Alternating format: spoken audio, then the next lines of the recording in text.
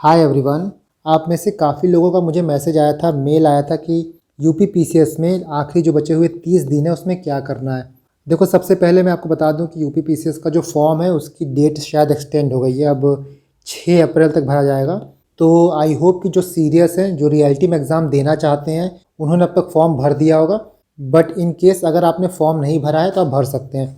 देखो, आखिरी के 30 दिनों में क्या करना है ये डिपेंड करता है कि आपने पिछले 2-3 महीनों से क्या किया है। मुझे बहुत से कमेंट आते हैं कि सर आखिरी के 30 दिन क्या पॉसिबल है यूपी पीसीएस प्री क्लियर करने के लिए। तो टू बी ब्रूटली ऑनेस्ट, आप आखिरी के 30 दिनों में चीज़ों को रिवाइज़ कर सकते हैं, चीज़ों को और पॉलिश कर सकते हैं। बट अगर आपने अभी तक कुछ नहीं पढ़ा है और आप सोच रहे हो कि आप आज फॉर्म भर दो और 14 मई को एग्ज़ाम जाके दे दो और एग्ज़ाम आप क्लियर कर लोगे, तो ये नेक्स्ट टू इम्पॉसिबल है। क्योंकि यूपी पीसीएस का ना नेचर वैसा है, ना कंपटीशन का लेवल वैसा है। तो ये वीडियो उन्हीं के लिए फ्रूटफुल होगा, उन्हीं के लिए हेल्पफुल होगा जो पिछले 3-4 महीनों से यूपी पीसीएस की तैयारी करते आ रहे हैं और उनको सिर्फ ये जानना है कि जो बचा हुआ 1 महीना है उसमें ऐसा क्या करें कि हमारा जो सिलेक्शन का चांस है वो इंक्रीज़ हो जाए। इस वीडियो में हम काफ़ी टॉपिक्स की बात करेंगे। बेसिकली ये डाउट्स हैं जो आपने पूछे थे मेल में या फिर डीएम्स में। सबसे पहला पॉइंट है, वो 30 दिन आपके पास है और काफ़ी लोग ऐसे हैं जो यूपीएससी भी दे रहे हैं एंड यूपी पीसीएस भी दे रहे हैं। वो इन 30 दिनों को कैसे बैलेंस करें। तो आप ये देखो कि 14 मई को आपका यूपी पीसीएस है और 28 मई को आपका यूपीएससी है। पहले क्या होता था कि यूपी पीसीएस का एग्ज़ाम यूपीएससी के बाद होता था, तो आपको थोड़ा टाइम मिल जाता था उसको करने का। बट इस बार 2 हफ्ते पहले है, तो टाइम मैनेज करने में बहुत प्रॉब्लम आएगी ही आएगी। अगर आप दोनों एग्ज़ाम को देना चाहते हो तो आप 2 चीज़ कर सकते हो। पहला ये है कि आप 5 सब्जेक्ट की घटना चक्र पढ़ लो। 5 घटना चक्र आपको पढ़ना है। आपका हिस्ट्री हो गया, ज्योग्राफी हो गया, polity, environment and science and tech. अगर आप घटना चक्र नहीं करना चाहते हो तो मेरी 1 लाइनर नोट्स पढ़ लो, ये मोर देन इनफ है। और सेकंड है कि अभी कुछ दिन बाद आई दृष्टि आएगा। जो यूपी पीसीएस का नेचर है करंट अफेयर का, वो बहुत फैक्चुअल है। उसको करने के लिए आप आई दृष्टि पढ़ लेना। पहले आई दृष्टि सिर्फ हिंदी में आती थी, बट लास्ट टाइम जो हाफ मंथली का मैगजीन आया वो इंग्लिश में भी आया था। सो वी कैन एज्यूम कि जो ईयरली वाला मैगजीन आएगा वो भी इंग्लिश में आएगा। तो जो यूपी पीसीएस एंड यूपीएससी दोनों की तैयारी कर रहे हैं उनको सिर्फ 2 चीज़ करना है। एक आई दृष्टि कर लेना है और दूसरा या तो घटना चक्र करना है या तो 1 लाइनर नोट्स करना है। इसके अलावा आप अपनी एनर्जी कहीं और डाइवर्ट मत करना, चीज़ों को रिवाइज करने पे फोकस करो और टाइम निकाल के ये 2 चीज़ कर लेना है। Now second point is about the resources of UP PCS. देखो, इस वक्त कोई भी नया रिसोर्स आपको नहीं पढ़ना है। जो चीज़ें आपने पढ़ रखी हैं उन्हीं को बार बार रिवाइज करना है। कोई रिसोर्स कितना भी इंपॉर्टेंट हो आप इस वक्त उठा नहीं सकते हो। करंट अफेयर की मैगजीन हो गई या फिर कुछ मिसलिनियस टॉपिक हो गए, वो अलग है, बट उसके अलावा आप कोई नया रिसोर्स नहीं पढ़ोगे। और रिसोर्स क्या पढ़ना था, कैसे पढ़ना था, आई होप कि आप सभी ने उससे अपना बेसिक कंप्लीट कर रखा होगा। बट कुछ रिसोर्स ऐसा है जिनको आप अवॉइड नहीं कर सकते हो। सबसे पहले या तो आप घटना चक्र कंप्लीट कर लो या तो मेरी 1 लाइनर बुक्स कंप्लीट कर लो। इन दोनों में से कोई एक चीज़ आपको कंप्लीट करना होगा। क्योंकि यूपी पीसीएस में क्या है ना कि क्वेश्चन बहुत रिपीट होते हैं। तो कोई टेस्ट सीरीज आप लगाओ ना लगाओ, कहीं आप मॉक लगाओ ना लगाओ, वो सब बाद में करना। घटना चक्र या फिर 1 लाइनर, इन दोनों में से एक चीज़ आप कंप्लीट कर लेना। दूसरी जो इंपॉर्टेंट चीज़ है वो आपको कुछ पेपर्स लगाने हैं। सबसे पहले आप यूपी पीसीएस के लास्ट के 4 ईयर का पेपर लगा लेना, 2019, 20, 21, 22, और इनके ऑफिशियल की के साथ लगाना। कोई आप प्रीवियस ईयर सॉल्यूशन की बुक देखोगे तो हो सकता है उसमें ऑप्शंस गलत हो, इसीलिए आप ऑनलाइन इसके पेपर डाउनलोड करके ऑफिशियल की के साथ इसको सॉल्व करना। दूसरा हो गया आरओ का पेपर, 2016 का री एग्ज़ाम जो हुआ था उसका, और 2021 का। ये 3 पेपर आप लगा लेना। तीसरी चीज़ हो गई, कुछ और भी एग्ज़ाम होते हैं यूपी में। फॉर एग्जांपल जीआईसी लेक्चरर का हुआ था, पीसीएस जे का हुआ था। अक्टूबर 2022 से लेके अप्रैल 2023 के बीच में जितने भी एग्ज़ाम हुए हैं यूपी में, उनका आप जीएस पार्ट देख लेना। आप इतनी चीज़ें कर लोगे तो ट्रस्ट में कम से कम आप 40 से 50 नंबर का एज ले सकते हो बाकियों पे जो ये चीज़ नहीं करके जाएंगे। लास्ट के 1 मंथ में आपको वही चीज़ें करनी है जो आपको 14 मई को जाके हेल्प करेंगी। इसके बाद चूंकि आपके पास टाइम कम है, 30-40 दिन बाकी हैं, तो आपको चीज़ों को प्रायोरिटाइज़ करना पड़ेगा। प्रायोरिटी देखो आप 2 लेवल पे सेट करोगे। पहला, कौन सा सब्जेक्ट इंपॉर्टेंट है उसकी प्रायोरिटी, और दूसरा कौन कौन से टॉपिक्स इंपॉर्टेंट हैं उसकी प्रायोरिटी। देखो, ये 6 सब्जेक्ट हैं जहाँ से मैक्सिमम क्वेश्चन पूछे जाएंगे। Science, history, geography, environment, current affair और पॉलिटी। 2021 में इन 6 से 110 क्वेश्चन आया था और 2022 में 115 क्वेश्चन आया था। जो बाकी टॉपिक्स हैं लाइक मिसलिनियस, इकोनॉमी और यूपी स्पेशल, इनको अब बाद में करना। पहले इन 6 टॉपिक्स पे आपको अच्छे से कमांड बना लेनी है। क्योंकि देखो क्या है ना, यूपी स्पेशल हो गया, इसको लेके बहुत डाउट है कि कैसे क्वेश्चन आएंगे। इस बार मेंस का सिलेबस चेंज हुआ है, तो क्या प्री में भी बहुत क्वेश्चन यूपी का आएंगे? नो बडी नोज, किसी को नहीं पता है। मिसलिनियस एक इंपॉर्टेंट टॉपिक है, इसकी हम आगे बात करेंगे। इकोनॉमिक्स से बहुत लोग को प्रॉब्लम होती है, और इकोनॉमिक्स का दो पार्ट होता है, एक स्टैटिक होता है, एक करंट अफेयर होता है। जो करंट इकोनॉमिक्स का पार्ट है उसको आप करंट अफेयर में कवर करोगे। स्टैटिक आपको लगता है कि आपका बहुत वीक है तो आप उसको होल्ड पे रख सकते हो, या फिर आप इसका घटना चक्र प्रिपेयर कर सकते हो। इसकी अभी मेरी वन लाइनर आई नहीं है, तो आई कांट से कि कब तक आ पाएगी। बट अगर आपको इकोनॉमिक्स बहुत टफ लगता है तो ऊपर दिए हुए 6 सब्जेक्ट को अच्छे से प्रिपेयर कर लो, उससे ही आपका 75 to 80% क्वेश्चन बन जाएगा। बाकी मिसलिनियस एंड यूपी स्पेशल की बात हम आगे करेंगे। Now next, priority topics. मैंने लास्ट ईयर एक वीडियो बनाया था और उसमें आपको बताया था कि हर सब्जेक्ट में कौन कौन से टॉपिक्स हैं जो बहुत रिपीट होते हैं, और यूपी पीसीएस जनरली उनके अराउंड क्वेश्चन फ्रेम करता है। Let me show you. ये यूपी पीसीएस के मस्ट टू डू टॉपिक्स हैं।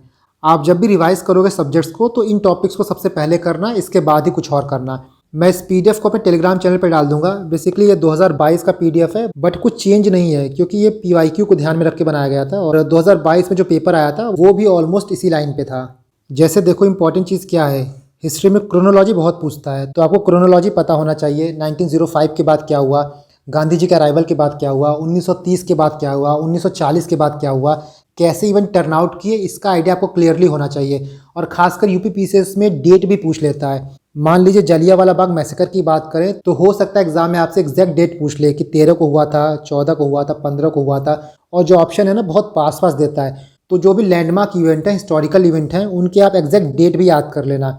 उसी तरह साइंस की बात करें तो साइंस में जो बायो वाला पार्ट होता है वो ज़्यादा इंपॉर्टेंट होता है एज़ कम्पेयर टू आपका फिजिक्स और केमिस्ट्री। तो तीनों सेक्शन में बायो को थोड़ा इंपॉर्टेंस ज़्यादा देना, उसके बाद फिजिक्स पढ़ना और केमिस्ट्री पढ़ना। देखो, आपको तीनों ही यहाँ पढ़ना है, बट मैं यहाँ पे प्रायोरिटी की बात कर रहा हूँ। तो कौन कौन से टॉपिक्स प्रायोरिटी पे रखने हैं और कौन कौन सा सब्जेक्ट प्रायोरिटी पे रखना है, हमने उसकी बात कर ली है। Now next, miscellaneous topic. कुछ टॉपिक्स ऐसे होते हैं यूपी पीसीएस में जो डायरेक्टली मेंशन नहीं है, बट क्वेश्चन उनसे हमेशा पूछा जाता है।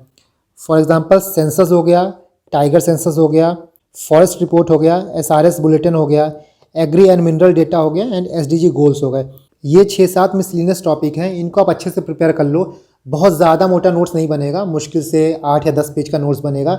मैं कोशिश करूँगा कि इनके नोट्स आपको मैं अपने टेलीग्राम चैनल पे प्रोवाइड कर दूँ, बट थोड़ा टाइम लग सकता है क्योंकि वर्कलोड बहुत है इस वक्त और उसकी वजह से टाइम कंस्ट्रेंट है। तो थोड़ा टाइम निकाल के मुझे ये प्रिपेयर करना होगा। 10-15 दिन ये लगेगा, उसके बाद आपको मेरे टेलीग्राम चैनल पे मिल जाएगा। तो ये रहा आपका miscellaneous topic. After that UP special. UP special को लेके जैसा मैंने बोला ना कि बहुत टेंशन है लोगों के बीच में कि इस बार वेटेज कहीं बढ़ ना जाए, या फिर बहुत लोग ऐसे भी हैं जो यूपी स्पेशल पढ़े नहीं है। देखो, यूपी स्पेशल आपने नहीं पढ़ा है और बाकी चीज़ें आपने पढ़ रखी हैं, तो यूपी स्पेशल को टाइम दे दो। थोड़ा बेसिक नॉलेज आप यूपी स्पेशल का ले लेना। इसके लिए इन दोनों में से कोई भी एक बुक यूज़ कर सकते हो, या तो कोर फैक्ट आती है वो यूज़ कर लो, या फिर परीक्षा वाणी आती है। और बहुत ही बेसिक पढ़ना है आपको, मुश्किल से आपको 1 या 2 दिन देना है। जो मैंने ऊपर 6 इंपॉर्टेंट टॉपिक्स बताए हैं, आप उनको अच्छे से प्रिपेयर कर लिए, मिसलिनियस टॉपिक्स कर लिए, तो ट्रस्ट में बहुत आराम से आपका कट ऑफ क्लियर हो जाएगा। आपको सब कुछ पढ़ के नहीं जाना है, बट जो पढ़ के जा रहे हो आप उसमें से क्वेश्चन आए तो गलत ना हो। ऐसा ना हो कि आपने यूपी स्पेशल पढ़ा नहीं है, इससे क्वेश्चन आप ना कर पाओ, बट जो आपने पढ़ा है, फॉर एग्जांपल पॉलिटी हो गया, मॉडर्न हिस्ट्री हो गया, वहाँ के क्वेश्चन भी आपके गलत हो रहे हैं। तो जो श्योर शॉर्ट चीज़ें हैं ना, उनको कन्फर्म कर लो। Next is current affair, and here I must say कि करंट अफेयर जो है वो गले की हड्डी बन गया है। इसको कैसे प्रिपेयर करना है, क्या प्रिपेयर करना है, कितने रिसोर्स पढ़ने हैं, इसको लेके बहुत कन्फ्यूज़न है। देखो, मैं यहाँ पे सिंपल फंडा बताऊंगा। करंट अफेयर आपको 8 से लेके 9 मंथ का पढ़ना है, और इसमें भी लास्ट का जो 5 मंथ है वो बहुत इंपॉर्टेंट है। दिसंबर, जैन, फेब, मार्च, अप्रैल, इन 5 महीनों को आप अच्छे से कर लो। इसके साथ साथ जो आई दृष्टि आएगी उसको कंप्लीट कर लेना। सिर्फ इतना ही आपको करंट अफेयर में पढ़ना है, इसके अलावा बहुत ज़्यादा आप इधर उधर मत करो, क्योंकि एक टाइम के बाद जो करंट अफेयर का कॉस्ट टू बेनिफिट रेशियो है वो कम हो जाएगा। आप 4 बुक पढ़ोगे, 5 बुक पढ़ोगे, उसका कोई फ़ायदा नहीं होगा। आप अच्छे से आई दृष्टि पढ़ लेना, उससे आपका 50% निकल आएगा। इसके बाद जो कुछ लूपहोल रहेगा वो जब आप 5 मंथ का इंडिविजुअल करंट अफेयर पढ़ोगे वहाँ से कंप्लीट हो जाएगा। तो सिर्फ ये 2 चीज़ करना है। जो इंडिविजुअल मंथ का है उसको आप जीके टुडे से पढ़ सकते हो, या फिर प्रतियोगिता दर्पण से पढ़ सकते हो, कहीं से भी पढ़ लो। कोई ऐसा नहीं है कि ये बुक बहुत अच्छी है और ये बहुत ख़राब है। जो भी आपको कंफर्टेबल लगे, जो इजीली अवेलेबल हो, उसको उठाओ और आराम से पढ़ना स्टार्ट कर दो। एक दिन में 1 मंथ की मैगजीन ख़त्म कर दो। Next is regarding test papers. अगर आपने अभी तक टेस्ट दिया है तो बहुत अच्छी बात है, बट अगर आपने अभी तक टेस्ट नहीं दिया है तो आई एडवाइस यू कि कुछ टेस्ट दे देना आप, क्योंकि उससे आपको ये समझ में आएगा कि आप टाइम मैनेज कैसे करो, कैसे 150 क्वेश्चन 2 घंटे में कंप्लीट किया जाता है, पेपर में आप कितना रिस्क ले सकते हो। देखो, आज 4 तारीख है और आप मैक्सिमम टू मैक्सिमम 15 अप्रैल या फिर 18 अप्रैल तक टेस्ट दे सकते हो।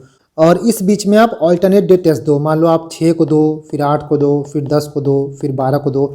इस तरह करके कम से कम आप 5 से 6 टेस्ट दे देना, क्योंकि लास्ट मंथ में जाके आप टेस्ट दोगे उस वक्त नंबर आपका कम आएगा तो बहुत डिमोटिवेशन होगा। इसीलिए एडवाइजेबल नहीं है कि आप 18-20 तारीख के बाद टेस्ट दो, पहले टेस्ट दे दो, जो गलतियाँ रहेंगी उनसे आप सीख सकते हो।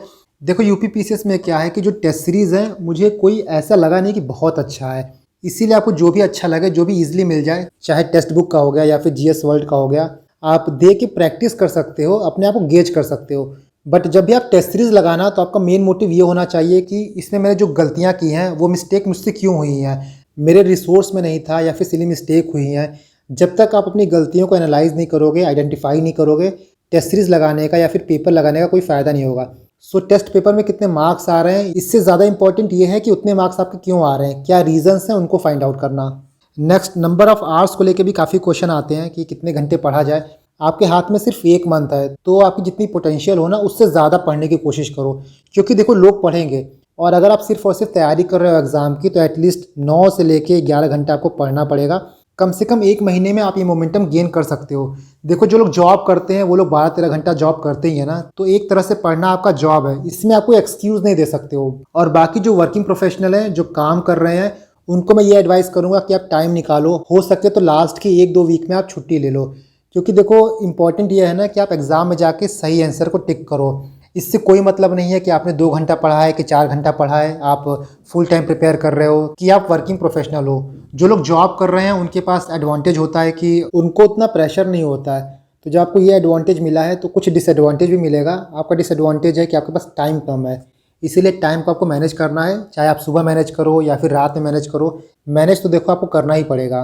And the final point is कि आपने 1 साल क्या तैयारी की है वो तो इम्पॉर्टेंट है ही, बट उससे ज़्यादा इम्पॉर्टेंट ये हो जाता है कि आप 2 घंटे जाके एग्ज़ाम हॉल में पेपर को कैसे अप्रोच करोगे। देखो पेपर को सही तरीके से अप्रोच करना बहुत क्रूशियल है, बहुत इंपॉर्टेंट है। मैं काफ़ी लोग को जानता हूँ जो पूरा 1 साल 1.5 साल बहुत अच्छा तैयारी करते हैं, बट एग्ज़ाम हॉल में जाके प्रेशर में ब्रेक डाउन हो जाते हैं। देखो इसीलिए मैंने कहा ना आपसे कि लास्ट के 4-5 ईयर के पेपर लगा लेना, और उसको जब लगाना तो ऐसा लगाना कि आप एग्ज़ाम दे रहे हो, हर क्वेश्चन को आप अच्छे से पढ़ो, उसको समय दो। अच्छा, let me give you one example. ये आपके 2022 का पेपर है, इसमें देखो कुछ क्वेश्चन मैं आपको दिखाता हूँ। जैसे क्वेश्चन नंबर 5 है, which of the following trees is dangerous for environment. यहाँ पे ऑप्शन देखो, नीम, यूकालिप्टस, बबूल एंड बनाना। मान लीजिए आपको इसका आंसर नहीं पता है, यहाँ पूछा है कि डेंजरस ट्री कौन सा है। एक ऑप्शन है नीम, एक है बबूल, एक है बनाना। एटलीस्ट आपको पता है कि जो बनाना है वो फ्रूट है, और अगर वो डेंजरस होता तो आपको इतनी ईजिली और हर जगह बनाना देखने को नहीं मिलता, तो आपका ये गलत है। दूसरा नीम है, नीम की तो इंडिया में पूजा होती है, काफ़ी मेडिसिनल वैल्यू भी है इसका। तीसरा आपका बबूल हो गया, बबूल से बहुत लोग ब्रश भी करते हैं, बबूल आपको कॉमनली हर जगह देखने को मिल जाएगा, तो ये भी आपका गलत है। सही क्या है, बी, यूकालिप्टस। तो यहाँ पे आपको पता होने की ज़रूरत नहीं है, आप बेसिक कॉमन सेंस लगाते ना तब ये क्वेश्चन आराम से कर लेते। उसी तरह आप नेक्स्ट क्वेश्चन देखो, यहाँ पे असर्शन दिया है, यहाँ पे रीज़न दिया है। असर्शन में बोला है during 20th century poverty and poor people have become the subject of our concern and duty, और रीज़न दिया है strategically there was a lack of targeted action due to which this issue got momentum. दोनों statement आप पढ़ोगे ना तो बहुत generic है, इवन अभी भी पॉवर्टी और पुअर पीपल जो है वो सब्जेक्ट ऑफ कंसर्न है, तो आपका असर्शन जो है वो सही हो गया। इसके बाद आप रीज़न देखो, there was a lack of targeted action due to which this issue got momentum. 2000 के पहले आपको पता होगा तो काफ़ी रिवॉल्यूशन चले, वाइट रिवॉल्यूशन, ग्रीन रिवॉल्यूशन, गरीबी हटाओ आंदोलन, तो ये सारी चीज़ें इसलिए स्टार्ट की गई थी क्योंकि टारगेटेड एक्शन की कमी था। And this is the reason A और आर दोनों सही है, और आर जो है वो ए को करेक्टली एक्सप्लेन करता है। ये क्वेश्चन भी आपका कॉमन सेंस से हो जाता। इसके बाद ये क्वेश्चन देखो, डीडीटी के बारे में पूछा है। यहाँ पे 4 ऑप्शन दिया गया है, non pollutant, non biodegradable pollutant, biodegradable pollutant और बायोकेमिकल पॉल्यूटेंट। पहला दिया है नॉन पॉल्यूटेंट। एक बार भी आप साइंस की बुक को सिर्फ देखे भी होगे तब भी पता होगा कि डीडीटी जो है वो पॉल्यूटेंट है, तो पहला आपका गलत होगा। इसके बाद एक तरीका और है एग्जाम में सही आंसर तक पहुंचने का, जो भी सिमिलर लुकिंग स्टेटमेंट होते हैं ना, जनरली उनमें से ही कोई एक सही होता है। बी जो है वो नॉन बायोडिग्रेडेबल है और जो सी है वो बायोडिग्रेडेबल है, तो बी और सी में से कोई एक सही है, इसका सही आंसर था बी। तो एग्जाम में ज़रूरी नहीं है कि आपको सब कुछ पता हो, बट एग्जाम में हर क्वेश्चन में बहुत से हिंट आपको मिल जाएंगे और उसी हिंट को आपको पहचानना होता है। उसके बाद देखो, ये क्वेश्चन रिपीटेड है, कई बार पूछा जा चुका है। ये क्वेश्चन रिपीटेड है, कई बार पूछा जा चुका है।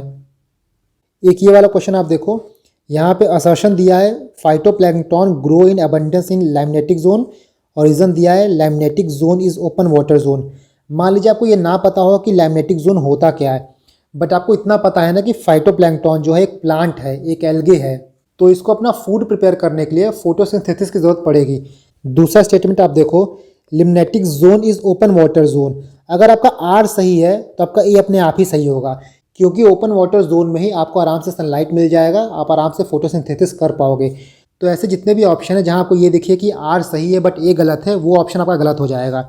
जैसे ए देखो, यहाँ पे लिखा है आर सही है बट ए गलत है, ये आपका गलत हो जाएगा। आप सी देखो, ए और आर दोनों सही है बट आर जो है वो करेक्टली एक्सप्लेन ए को नहीं करता है, ये भी गलत है। या तो आपका दोनों सही है और आर जो है वो ए को एक्सप्लेन करता है, डी वाला सही होगा। या तो अगर आपको पता ना हो कि लिम्नेटिक जोन क्या होता है, ओपन वाटर जोन होता है कि नहीं होता है, तब आप बी भी इसका मान सकते हो कि हो सकता है आर गलत हो बट ए सही हो। तो यहाँ कॉमन सेंस से आप दो ऑप्शन पहुँच जाओगे, या तो बी सही होगा या तो डी सही होगा। नाउ आई होप कि आपको समझ में आ रहा होगा कि पेपर को सॉल्व करना, उस 2 घंटे में पेपर को इफेक्टिवली हैंडल करना उतना ही इंपॉर्टेंट है जितना इंपॉर्टेंट ये है कि आप एक साथ से तैयारी करो। नाउ आई गेस कि जितने भी डाउट है आपको एक मंथ में क्या करना है, कैसे प्लान करना है, वो सारी चीज़ें आपको क्लियर हो गई होंगी। इसके बाद भी आपके मन में कोई डाउट है तो आप कमेंट कर सकते हो।